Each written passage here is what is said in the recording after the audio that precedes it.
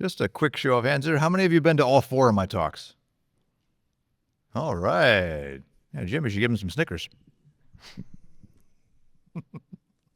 I guess I'm entertaining. Okay, I'll just get started. Yeah, my name is Ken Van Mersbergen, and this is Atarisoft, the Untold Story. First, I want to start off with a slide of special thanks. These are the people that helped with this presentation, either by giving me information or designing graphic images and providing access to data that I wouldn't get to on my own. So without these people, this talk could not have happened.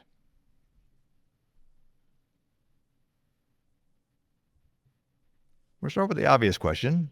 What was Atarisoft? Well, Atarisoft was formed as a division of Atari Incorporated in 1983 to publish video games for the non-Atari home computers and video game consoles. It was discontinued in July of '84 when parts of Atari Inc. were sold to Trammell Technologies. They later became Atari Corporation. And despite not being in existence for very long, they released a large amount of products from many different systems. And Atarisoft was headed by Atari VP Fred Simon. He's the one who started that. He figured that since other companies, Coleco and Mattel, were making games for the competitive consoles and making money at it, they had a large catalog of titles, popular titles, that they could leverage to make those systems too, so why not? And he created 2 new departments for console game creation. These were originally part of the Consumer Electronics Division. ColecoVision, headed by George Kish. George headed pretty much all of development in Consumer Electronics Division for the 2600, 5200, and now the ColecoVision. And the Intellivision Division, which is headed by Russ Haft. That was located not at Atari headquarters, but in Venice, California, not too far from Mattel Electronics, considering all the employees of that division were former Mattel Electronics people. Now, I should point out they were hired for their knowledge, not for their talents, not their knowledge. Games for the computer systems was decided to be outsourced to other companies.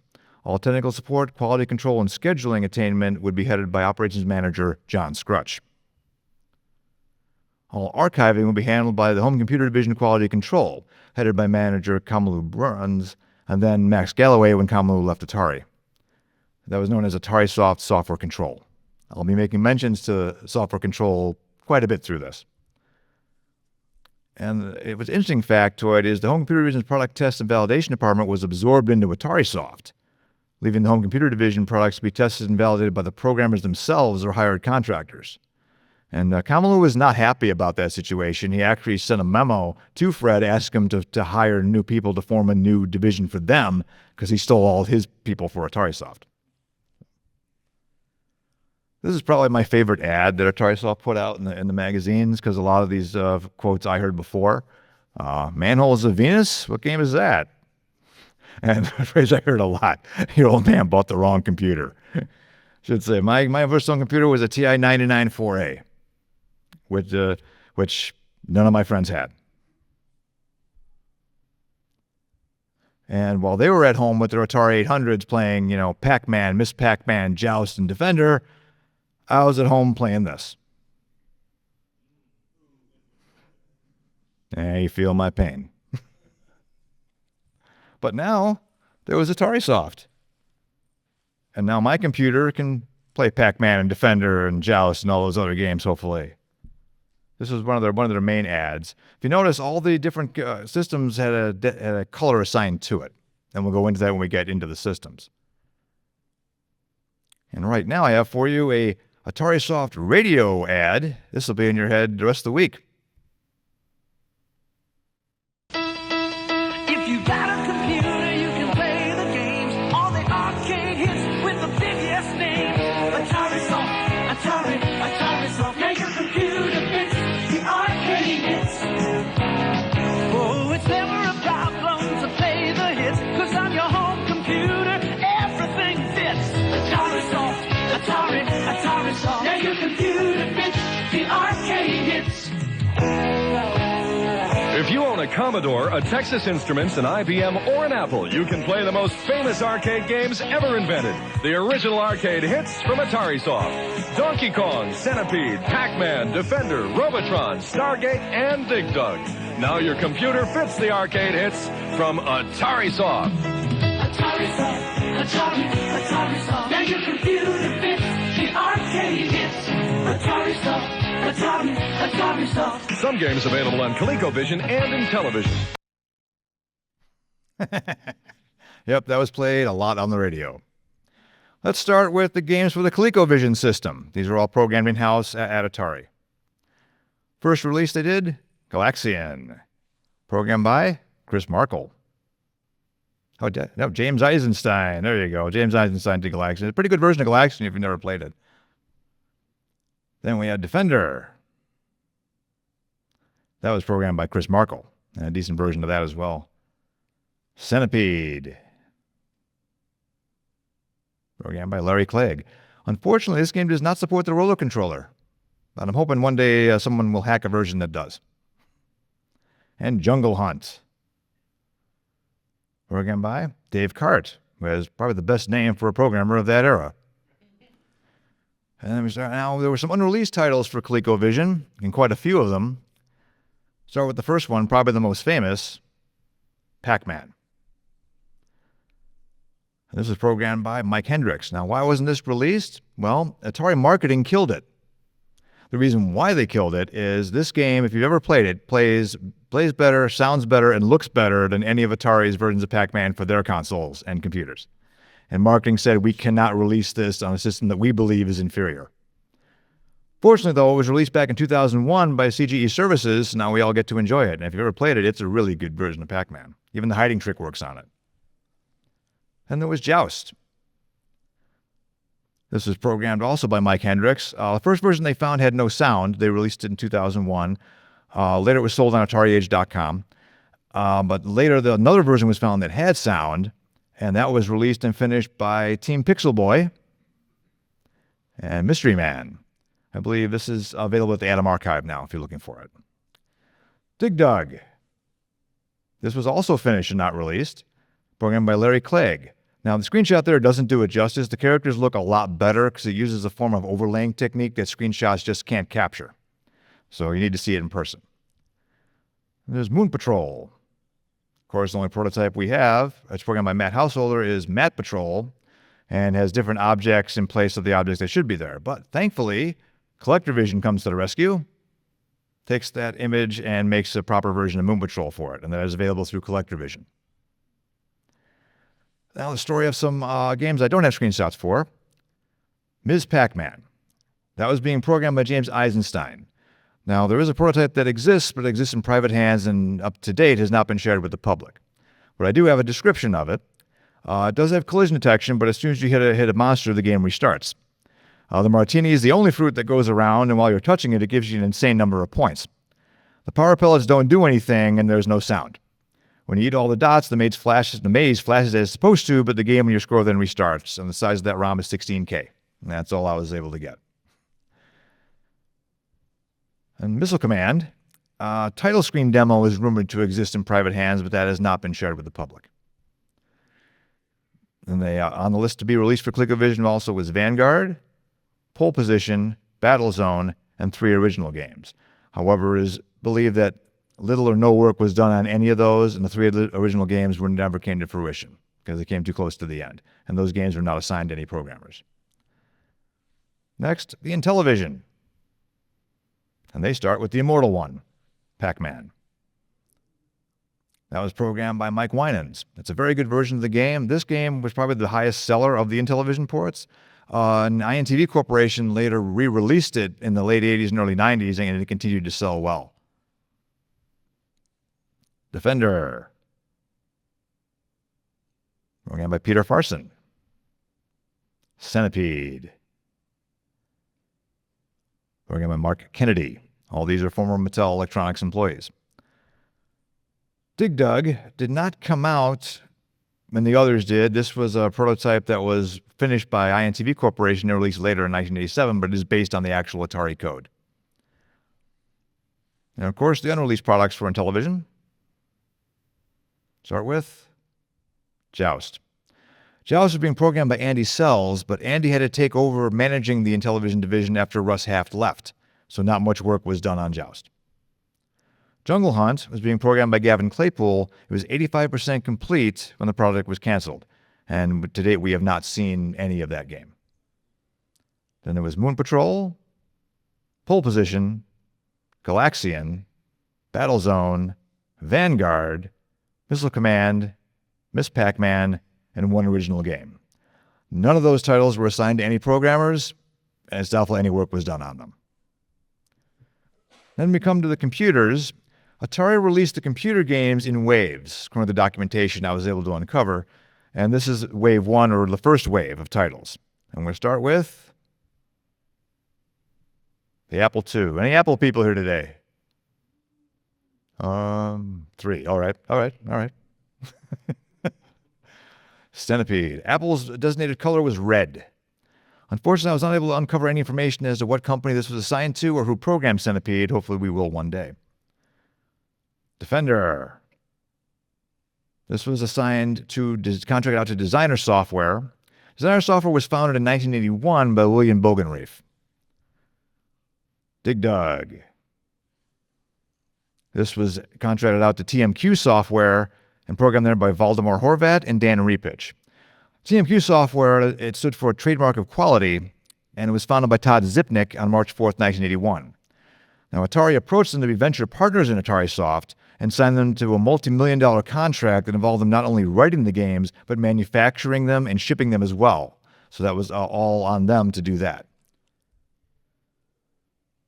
And Donkey Kong. That was contracted out to Human Engineered Software, otherwise known as HESS, and programmed there by Michael Cranford. That name might be familiar to some of you. He would later go on to create the Bard's Tale series, but he started here.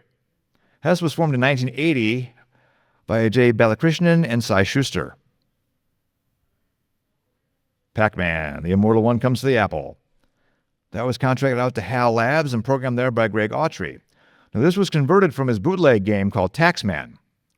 And HAL Labs was founded by Greg Autry and Brian Fitzgerald in 1981. So Atari just contacted him to take his awesome bootleg and make it official. And it's the only game that uses the arcade perspective in there. Robotron 2084, contracted to TMQ Software, programmed there by Steve Hayes.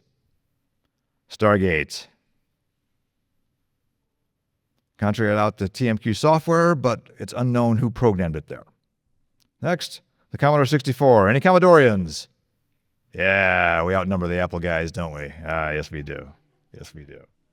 I got a Commodore after I got the TI. There's that was the TI in my family. So starts off with Centipede. That was contracted out to Designer Software and programmed by John Alvarado and Greg Tavares. Defender, programmed by K-Byte Software, programmed there by Joe Simcoe. K-Byte Software was a software developer once based in Troy, Michigan. It was originally a division of K Enterprises Company, and they got the bulk of the outsourcing work for Atarisoft, at least as far as the Commodore is concerned. Dig Dug, K-Byte Software, and programmed by Mike Reno. Donkey Kong by Nintendo. K-Byte Software again, programmed there by Doug Dragon. The immortal one, Pac-Man, comes to 64. That was contracted out to Designer Software, but no information on who's actually programmed it. To me, it looks like a direct port of the Atari 800 version. Robotron 2084. Contracted to Creative Software, programmed there by Tom Greiner. Creative Software was the company Tom worked for when he wrote his games for Atarisoft. According to Tom, Atari bought the company and paid him directly. He would drop his coat off at Atari's offices in Sunnyvale, but he mostly worked from his bedroom in his mom's house. He was 17 years old.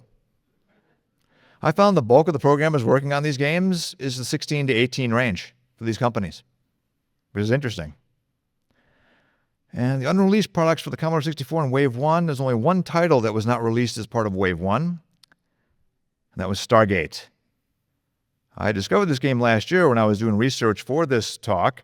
Talking to Tom, he thought this game was released. When he found out it wasn't, he sent me a copy, and I premiered it last year at VCF Midwest. So now Wave 1 is complete for the Commodore.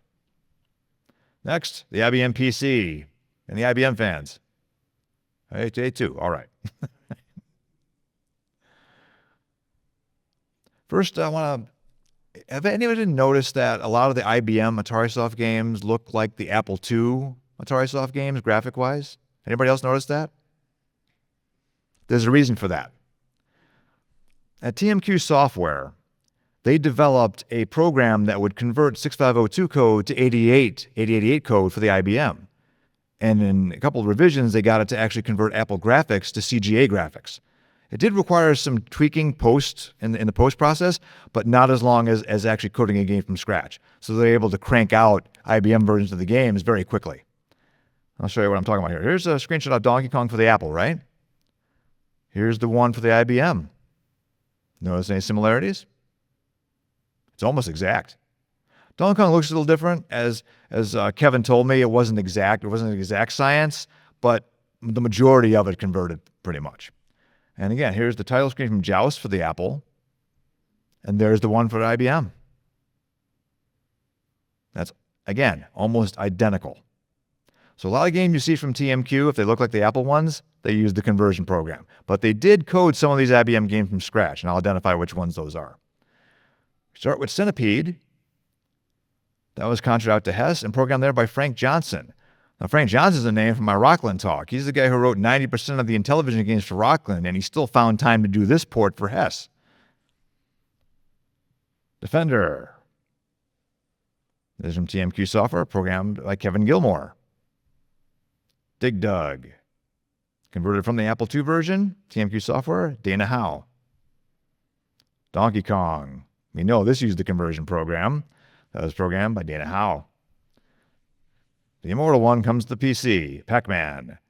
Contractor designer software, programmed by Stanley Krutzik. Robotron 2084, converted from the Apple version. TMQ, Dana Howe. Stargate. Contracted to Sirius Software, programmed there by Michael Hopcroft. Sirius was founded in 1980 by Jerry Jewell and Terry Bradley. Now that brings us to my computer at the time, the TI-99. Any other TI people? Nope, just me. All right. That's how it was back then, too. Now, there was one piece of hardware that sold like crazy when the Atarisoft games came out with the TI. Can anybody guess what it was? Nope. Nope, they didn't use speech in there. What's the one thing that was really terrible on the TI? Absolutely, the controller. So the Atari to TI joystick adapter was selling like hotcakes when the Atarisoft games came out because they needed a better way to control it because those sticks were terrible. Centipede. That was contracted to Syndyne Systems and programmed there by James Landowski. Syndyne Systems was a contractor to the entertainment and aerospace industries. It was originally co-founded by Rich Ward and Rich Sidley as Rich & Rich Synergistic Enterprises Limited, incorporated on November 21st, 1983. And they got into contract programming along that time. Defender. This was programmed to K-Byte Software, but it's unknown who programmed it there. Dig Dug. Syndyne Systems, James Landowski. Donkey Kong. Pretty good version of that game, too, the TI got. K-Byte Software, Doug Craig.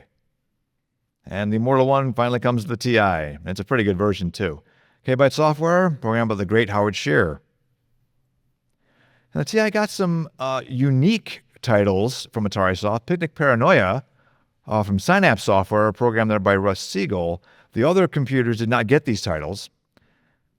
Not from Atari, anyway. Protector 2, also from Sirius Software. This is from Synapse Software, programmed by Mike Yantis. And a conversion of Seamus. Programmed at K-Byte Software, but it's unknown who programmed it there at K-Byte. An unreleased title from Wave 1. Can anybody guess what it was? Nope, that wasn't part of Wave 1.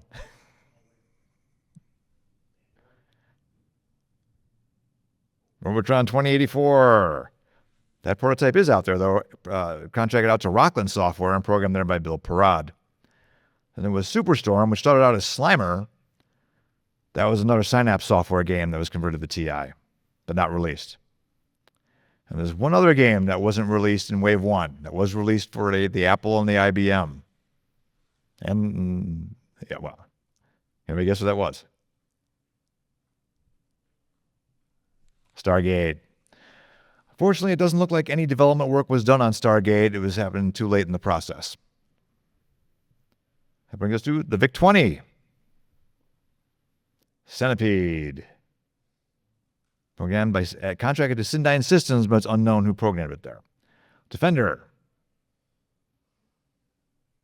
Contracted to Hess. Programmed there by Alek Jabchenko and Greg Omi, who you recognize from the Nexa talk last year. Dig Dug. Contracted to Syndyne Systems, programmed there by Susan Lukes. Donkey Kong. Syndyne Systems again, and John Newbill. Pac-Man. The Immortal One comes to the VIC-20. Designer software and programmed, well, it was finished by Jimmy Huey. He doesn't remember who actually had the program at first, but they left it. Jimmy finished it. So he gets the credit from me. Robotron 2084. It is unknown who this was contracted to and who programmed it. Now, the unreleased games for the VIC-20 from Wave 1. There's only one. Stargate. Now, Atari did have 8 versions of Stargate in their software control archive. So we know it existed at one point, and they're out there somewhere. Now, here's a little news clip that was about TMQ software. Way. Andrew Detail Leckie 7. asked them for a little advice on how to strike it rich. Andrew? Propelled by contracts to turn arcade games into home video games, it will gross $10 million this year. If someone has a concept and wants to start a business, I'd suggest while they're presently at their present jobs to start a part-time, and when they find themselves spending more time and making a lot of money, then make the decision to take the risk and go out full-time. Yeah, that's later when TMQ actually had offices. Their first office was actually Todd's house. And now, second wave, according to Atari documents, the second wave of games for the computer systems. Starting again with the Apple. Battlezone. Contracted to Quality Software, programmed there by James Albanese.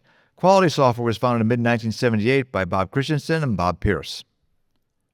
Galaxian. TMQ Software, Rich Caskey. Joust. I think this is the only version of Joust from Atarisoft that shipped was for the Apple II. That was done by TMQ Software and programmed by Rich Caskey. Jungle Hunt. That was contracted to Synergistic Software, programmed there by Ivan Manley and Robert Clardy. Synergistic Software was formed in December of 1978 by Robert Clardy and located in Renton, Washington. Atari approached them also to be venture partners at Atarisoft and signed them to a multi-million-dollar contract that involved them not only writing the games but manufacturing and shipping them as well. Moon Patrol. TMQ Software, programmed by Dan Repich. Now, that title screen there is the original title screen he submitted to Atari, but Atari made him change it and take his name off it. But I've restored the title screen that's meant to be there. Ms. Pac-Man. TMQ Software and programmed by Steve Hayes. Now, the unreleased items of Wave 2 for the Apple. Pole Position. Contracted to Synergistic Software and programmed by Robert Clardy. Now, Atari was in possession only of a disc of animated screens from the game as of May 22, 1984. But according to Robert Clardy, this game was finished and delivered to Atari. That's what he told me. Battlezone. The Commodore gets Battlezone. It's unknown who programmed the Commodore 64 version of Battlezone or what company it was contracted to. Here's Galaxian. Contracted designer software, programmed by Alan Pavlish. It's not a very good version because it was ported from the VIC-20 version directly. And Pavlish later would go on to create Wasteland for the Apple II. Jungle Hunt. Contracted out to designer software. Moon Patrol. It is unknown who was contracted to and who programmed it as of this time. Ms. Pac-Man, and a very good version of it. Contracted to TMQ Software, programmed there by Joe Alter. Pole Position. Contracted to K-Byte Software, programmed there by Tom Sonde. Now, the unreleased games of Wave 2 for Commodore, there's a few of those. Actually, I think it's just the one. Joust. That was contracted to Rockland Software and programmed there by Jack Verson. It wasn't released because Jack actually directly converted the Atari 800 version to the Commodore 64, and when it was shown at CES, the programmer who wrote the Atari version was really, really mad. He saw that that was his game running on different hardware, and he didn't write it. So Atari had to pay 2 royalties, one to Rockland and one to GCC, and they felt if they released it, they'd have to do that again, so Joust was unreleased. I found this game back in 2020 in a programmer's archive, and I released it to the public at that time, so that wave is now complete for the Commodore. Next, the IBM PC, Galaxian. Yep, converted from the Apple version, Kevin Gilmore. Battlezone. TMQ Software, Kevin Gilmore. Jungle Hunt. That was contracted to Synergistic Software, but Bob doesn't remember who programmed it there. Ms. Pac-Man. That's done contracted to Quality Software, and Bob Pierce and Jeff Weinstein programmed it. Now, if you notice how the graphics look really good there, that's because Ms. Pac-Man takes advantage of the composite graphics output of the original CGA card, which gives you 16 colors. And they use it on Ms. Pac-Man. I believe Mattel also used it for Burger Time as well, and that looked pretty amazing on the IBM PC with that. Moon Patrol, converted directly from the Apple II version, TMQ, Kevin Gilmore. And 2 titles were unreleased in Wave 2 for the IBM PC. Joust, converted from the Apple II, TMQ Software, Kevin Gilmore. This one was leaked out and was heavily pirated back in the day. That's probably the only reason we have it now. Although Atari did have 2 versions on disk. Pole Position, contracted out to Synergistic Software, but it's unknown who programmed it there. Atari was in possession of 2 versions on disk, May 14th and May 29th, 1984, in their software control archive. And according to Robert Clardy, this game was finished and delivered to Atari. Now we go to the TI Wave 2, begins with Jungle Hunt, programmed by Soft Machine and programmed there by Jim Dramas. Now, Soft Machine was formed in early 1983 by Paul Urbanis, Jim Dramas, Garth Delahite, Bill Games, and Brian Gratz. They were hoping to become the Activision for the TI-99. Although the day after they made that announcement, TI announced they were leaving the computer industry. So pretty bad timing on that announcement. But the next day after that, Atari called them up and signed them to a 3-game deal for Atarisoft. This was the first of the 3 games they were contracted to do. Moon Patrol. That was contracted to K-Byte Software and programmed there by Doug Craig. Ms. Pac-Man. And a very good version of that. K-Byte Software, the great Howard Shear. Pole Position. This was also programmed by Soft Machine and programmed by Garth Delahite. This was the second of the 3 games they were contracted to do. And unreleased titles from Wave 2. This is probably the most sought-after prototype in the TI community. And I have good news and bad news about it. Joust. The good news is, Atari was in possession of a copy on EEPROM cart in their archive, version 1, dated 11/22/83, but no other versions appeared after that. So it looks like it was canceled early. The bad news is we don't know what company it was contracted to or who programmed it to begin looking for it. But Atari did have it in their archive. It's out there somewhere, folks. And there was Battlezone, was assigned to Syndyne Systems but was not released, and it's unknown as to why or how much work was done on it. And Galaxian. We don't believe that was ever assigned to anyone or contracted out. Now the VIC-20 of Wave 2, Battlezone. We're not sure who programmed this one, but from the source code snippets, there's a man named D.R. Stevens, but we're not sure what company he was working for at the time. Galaxian, the original VIC-20 version, designer software programmed by Alan Pavlish. Jungle Hunt. That was contracted out to Synergistic Software, but it's unknown who programmed it there. Moon Patrol, contracted to Syndyne Systems. Ms. Pac-Man, contracted to Syndyne Systems, programmed there by Susan Lukes. Pole Position. It should have been a boat race. It looks like that car is driving on water to me. Programmed by Syndyne Systems. I don't know, this probably was a title that probably should not have been on the VIC-20, but they did it anyway. And the unreleased title for the VIC-20 in Wave 2, Joust. Now also, Atari was in possession of a copy on EEPROM cart. Version 1 did 11.783, so this one is out there somewhere as well. That brings us to Wave 3. Now at Wave 3, I do not have any Atari documentation on Wave 3 because that happened very late in the life of Atarisoft, but I did find a magazine ad that gives us an idea of what Wave 3 was supposed to have. This was in Compute Magazine in September 1984. Now, that is after the Tremels acquired Atari, but, the lead time for ads for magazines is months prior. So that's why this was running there. And what we learn is it looks like Gremlins, Mario Brothers, Donkey Kong Jr., Track and Field, Crystal Castles, and Typo Attack were going to start Wave 3. And the other useful thing we learned from this is, look at there. We see the color for IBM PC Jr. It's a lighter blue than the darker blue for IBM PC. Yes, Atari was going to make games for the PC Jr. as part of Atarisoft. But Wave 3, the releases for Wave 3 are very small because of when they occurred. So we'll start with the Apple II.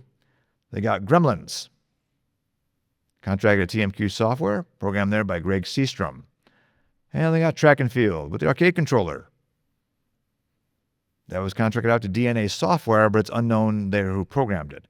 Now, DNA stood for Davis and Nasrallah and Associates, and that was a company founded by 3 former TI Pro engineers, including Steve Davis and Steve Nasrallah. It was incorporated in Texas on April 7th, 1983. And the unreleased products for Wave 3, there are a few. First one, Mario Brothers.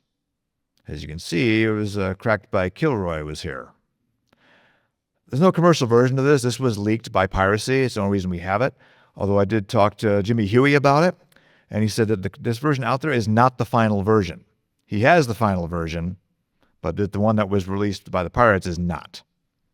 And Atari was in possession of a copy on disc, version 2, dated May 25th, 1984. And Crystal Castles, contracted to K-Byte Software, programmed there by John Stauffer. This was also leaked by a piracy, otherwise we wouldn't have it now. Atari did have a copy on disc, version 1 dated 5/14/84, but the pirated version is dated June 1st, 1984, and I believe is the final. And the other games I don't have any screenshots or art for. Donkey Kong Jr. was contracted to Quality Software. Donkey Kong Jr. Atari only had a disc of animated screens dated May 24th, 1984. That's kind of late in the game. And the developers would send Atari animated screens to show them the progress. It played like a slideshow on the computer. So there was no actual gameplay was there. So we don't know how far along Donkey Kong Jr. got or how far it got. Typo Attack, which was contracted to TMQ Software, Missile Command, and Vanguard. It's unknown if any work was done on Typo Attack, Missile Command, or Vanguard because we don't have any information on that. It'd be so late in there. It's possible that Typo Attack, I think, has a better chance of existing than Missile Command or Vanguard because those two were never contracted to any companies or assigned to any programmers. And the Commodore 64 also got Gremlins and were part of Wave 3, TMQ Software, and programmed by Jack L. Thornton Jr. And they also got Track and Field with the arcade controller.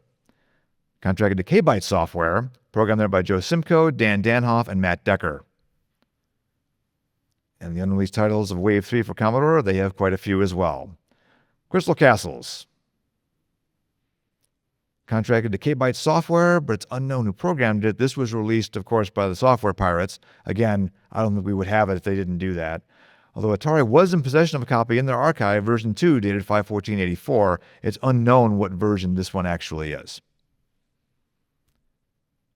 And there was Mario Brothers, contracted designer software, programmed there by John Alvarado and Greg Tavares. Now, this version was not released because there's a particular animation that's missing from the gameplay. When Mario hits a girder, the girder usually pops up as well as the enemy. The girder didn't pop up in this version, and Atari marketing didn't like that. So they sent it back to them and told them to finish it, but John and Greg, in the time they had, couldn't figure out a way to make the Commodore do that. So the game was unreleased, so they leaked it themselves. And a good thing they did, otherwise we wouldn't have it now. Then there's Typo Attack, which we do have. Contracted designer software, programmed there by Stephen Yeager. It was Stephen himself that gave the game to the community. He saw an article on it, and he goes, I did that. He went into his archive, found his Commodore 64, found his development discs, and he gave us a binary cartridge image. So now this is the only other version of Typo Attack that we have that isn't running on an Atari computer. It was planned for the other machines, but this is the only one we actually have seen intact. And probably the most famous prototype from Commodore, Donkey Kong Jr., contracted to K-Byte Software, programmed there by Greg Broniak. Now, I did talk to Greg about this game. It was the only game he programmed when he was at K-Byte, and I asked him if he had anything remaining of it. He told me that his archive was destroyed in 2012 by a house fire. Now, Atari was in possession of a copy on EEPROM cart, version 3, dated 5/29/84, that was in his archive, but I do hope to find this for Greg and get him a copy of it, if it's possible. But what I do have is some video footage of it. It all started with fun. When video games like Donkey Kong or Ice Castles are a big hit in the arcades or on one home computer, the company which owns the game wants it programmed for other home computers. K-Byte programmers like Greg Broniak do the job, one video frame at a time. That version looks pretty good, doesn't it? I was hoping we'd be able to find that for him. Hopefully we can find that for him someday. And the unreleased games that we don't have images of is Missile Command, contracted to K-Byte Software and programmed there by Bob McDowell, though I was unable to locate Bob, and none of the other K-Byte programmers remembered much about this title. And on the schedule was also Vanguard, contracted to Designer Software, but it's doubtful any work was done on Vanguard. And the IBM PC only got one release from Wave 3, Gremlins. What's ironic about this is the Atarisoft versions of Gremlins shipped before the actual Atari 5200 version it was based on shipped. That shipped later in 1986. It was a full 2 years later. That was programmed by TMQ Software by Dana Howe.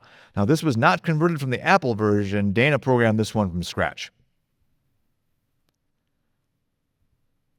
And the more unreleased games we have Track and Field, which was contracted to Designer Software. Crystal Castles, that was contracted to K-Byte Software. And Crystal Castles, Atari was in possession of a copy on disc, version 1, dated May 14th, 84. That was in software control. Mario Brothers, contracted to Designer Software. Donkey Kong Jr., contracted to Quality Software.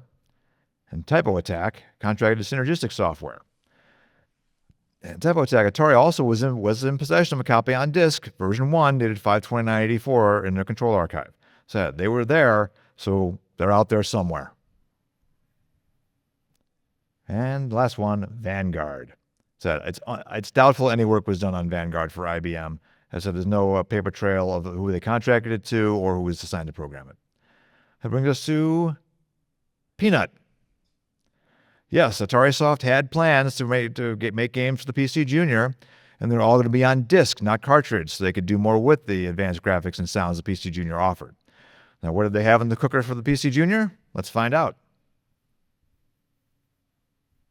Pac-Man, contracted out to Designer Software. Ms. Pac-Man, contracted to DNA Software. Donkey Kong, Centipede, and Moon Patrol was contracted to Softweaver. Softweaver was a software company in Santa Cruz, California, headed by Howard Perlmutter. And then there was Pole Position and Typo Attack were planned, but it doesn't show any that those were assigned to any companies or assigned to any programmers. So it's doubtful any work was done on Pole Position and Typo Attack. Now, I do know that development was finished on those three titles from Softweaver, so those are out there somewhere, but they were never delivered to Atari. Atari did not, as of May 15th, 1984, which is the document I have the reference for, of Atari Software Control, was they did not have any copies of PC Junior software in their archive.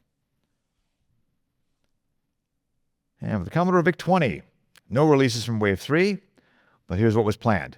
Crystal Castles and Typo Attack, contracted to K-Byte Software. Now, Atari for Crystal Castles had a copy on EEPROM cart, version 3, dated 5/29/84. And Typo Attack, they also had a copy, version 2, dated 4/17/84.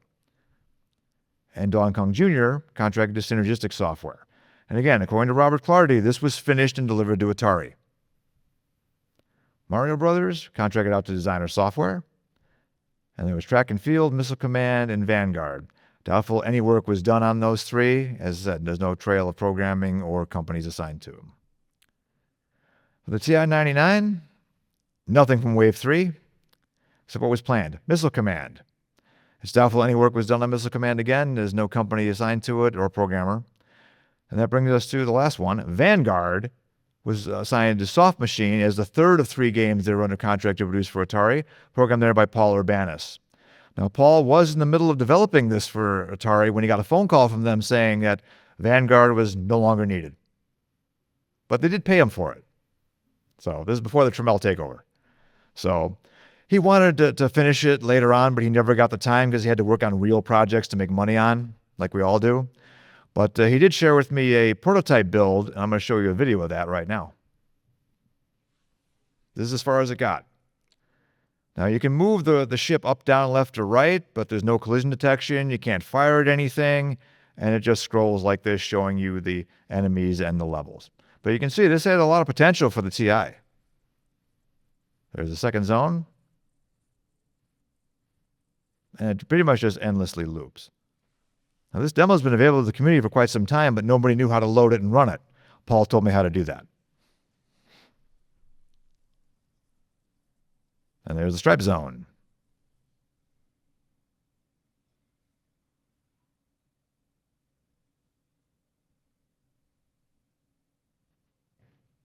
And that's the end of that. That brings us to the epilogue. What happened? Well, as you know, Jack Trammell bought Atari in July 2nd of 1984, and one of the first things he did was he axed Atarisoft. Because from what I was told, he did not want to write anything for the Commodore 64. So he just hacked the whole program. Now, doing that caused some issues because he canceled all the development contracts. And legally, you can't really do that. But this is Jack, remember. So what we have here, an article from InfoWorld, September 17th, 1984, Atari's creditors confer. It says right there, Howard Perlmutter wants the $60,000 that Atari Corp acquired by Jack Trammell in July, hasn't paid him. Softweaver, a Santa Cruz, California software firm owned by Perlmutter, recently completed work on 3 original game conversions, computer game conversions for the IBM PC and PC Junior that were to be sold on the Atarisoft label. So that's how I know those 3 games were finished. But Atari never got them because they never paid for them. Perlmutter, another software official, met with Atari community officers 3 times but failed to get the money they say is due them. And he wasn't alone. A number of other suppliers of Atari said are owed money, and many are considering legal action to get it. A number of them met at Software headquartered in Santa Cruz on August 21st, and it included large and small creditors ranging from printers to a bus company that shuttled Atari employees about. But they decided not to pursue a class action lawsuit at that time. Some of the larger creditors who declined to be quoted say they intend to pursue legal action independently if they don't get their money. So I'm not sure if Howard ever got his money. I don't think he did. So he never delivered those products. So those are out there somewhere, and I'm currently looking for them. Because having some PC Junior games from Atari, I'd love to see what they look like and how they played. But what Jack did, he played the long game in these lawsuits. He knew the larger companies could probably hang around. The smaller companies didn't. So Designer Software, Creative Software, DNA Software, all went away. Because they were counting on that money from Atari, and they didn't get it. So a lot of the aftermath of Atarisoft is a lot of those smaller companies got shut down, unfortunately, because of that. But I do know that I do have sales numbers for Atarisoft titles from 86 to 1990. Jack was selling the back catalog and all the archives of the software. Sold them for $7 a piece in 86. To 1990, he was selling them for $1 a piece. Now, I remember working at Electronics Boutique in the early 90s, we got a bunch of the Atarisoft IBM titles in our merchandise, selling them for $4.99. And I had to tell customers that, yes, this will run on your 386 and 486, but it was designed to run at 4.77 megahertz, and it might be a little fast.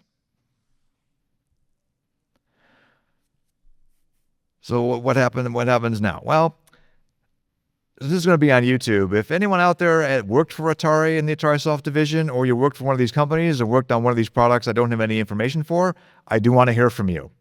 And how do you contact me? Well, you can contact me on AtariAge.com. I'm Dutchman2000 in the forums. If you register for an account there and go to the forums and search for me there, you'll find what I'm up to these days. A lot of crazy things I do on there. Things I find and release to the public, annoying things like that. I'm pretty active on there doing that. And so I'm currently pursuing all of these Atarisoft products. I was hoping to discover some unreleased Atarisoft products to wow you with, but Unfortunately, I was not able to. That doesn't mean I didn't try. And I'm still looking. I'm still pursuing leads, and hopefully, maybe at a future VCF, I'll have some things to show you. That brings us to questions on anything Atarisoft that I might be able to answer. If you have a question, please go to the middle there and take it all in the mic so we can all hear it. Yeah, my question is not really related to Atarisoft, it's really about Atari in general. Since the resurgence of Atari, like the new VCS, the new 2600 plus, 7800 plus, what are your thoughts about what they're doing now versus the past?